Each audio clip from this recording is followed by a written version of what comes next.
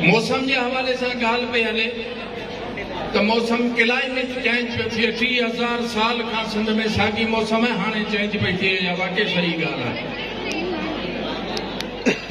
बादल से खेलती रही ऊंची इमारतें, बिजली गिरी तो शहर के कच्चे मकान पर। बादलों से दोस्ती अच्छी नहीं फराज, कच्चा तेरा मकान है कुछ तो ख्याल कर।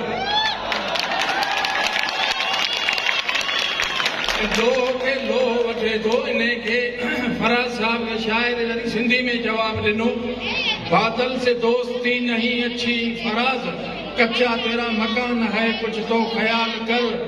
बादलन सा दोस्ती ना है सुठी तू तो जमी, बादलन सा दोस्ती ना है सुठी तू तो जमी, तो कदा ना है ॾिठो थरपार कर अमन फराज।